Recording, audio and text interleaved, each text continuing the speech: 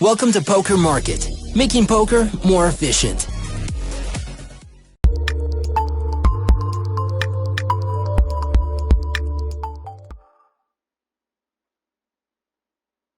All right, and we are back for part 2, moving on to the final table and a continuation with the previous lesson. Kick up the action here on the turn.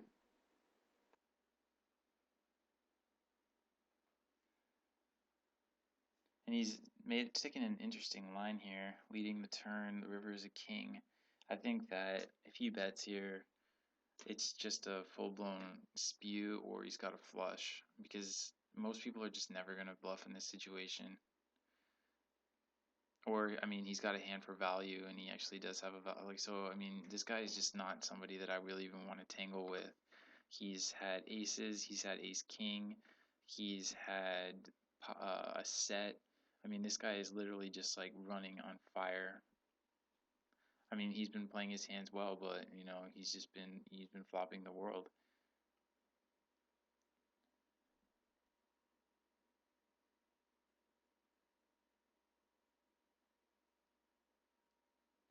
And we have another instant 3-bet here. 133 opens it up against 331, knowing that there are 3 short stacks. We get a call from a 3-bet from 331 and snap bet of 32k on a king 9-8 board. And player 331 goes ahead and calls him. Player 133 snap checks the turn.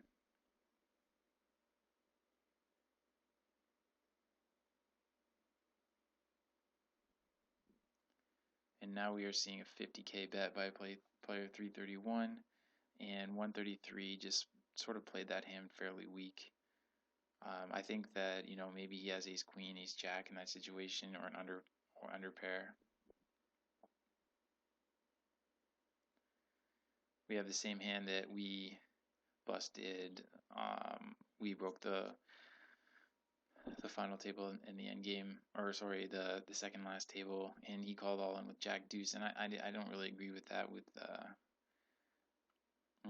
the amount that he had. I think that even with 6 big blinds, jack deuce off is too loose. He didn't even know that I was shoving 100% of hands in that situation, and jack deuce is just a straight up gamble. Is a terrible hand.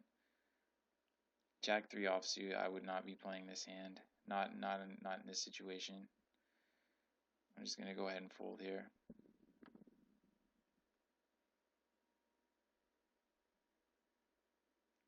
We have an instant shove from player 150 after player 62 limps under the gun.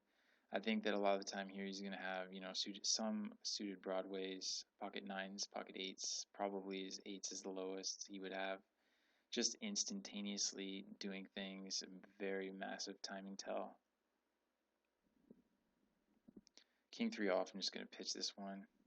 Now we know that player 62 is a recreational player as well.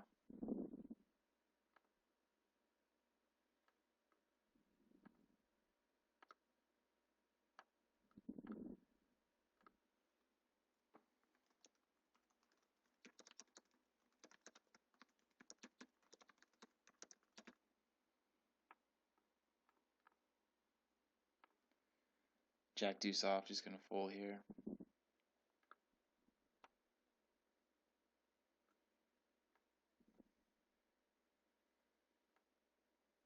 Snap min raise from player 133.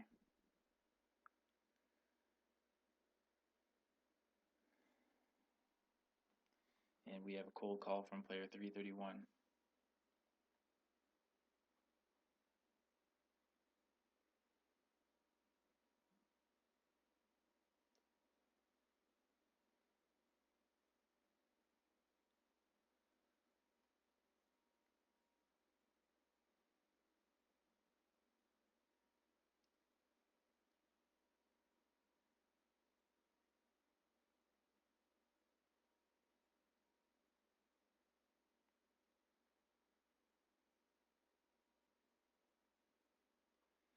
We got a big pot of brewing.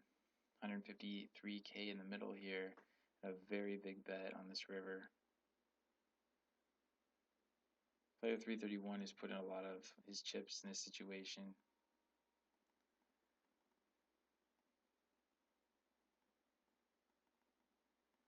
He folds, getting 3.125, 3.1 to 1. That was a very interesting spot. We are now on a 5-minute break.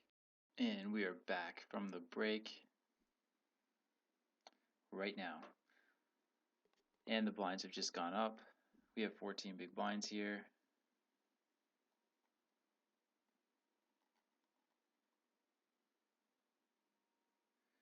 In a spot like this, I think most of the time it would be a shove. However, given the fact that 102 and 62 are, example, has six big blinds and 7 big blinds, and they're very likely to open, and given the fact of the massive stack size of player 682, it's a counterintuitive sort of fold, but I think that in a spot like this with the ICMs, even if we want to win in this situation,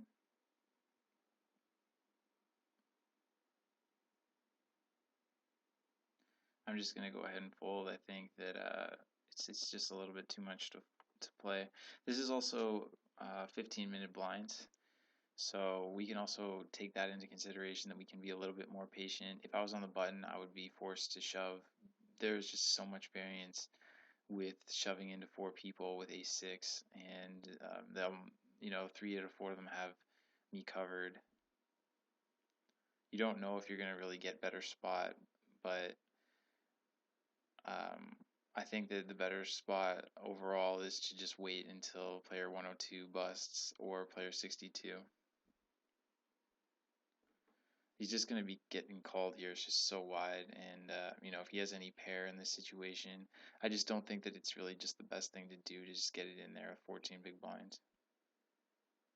And you can always just run into a better hand like that, and you definitely just want to be patient. I mean, in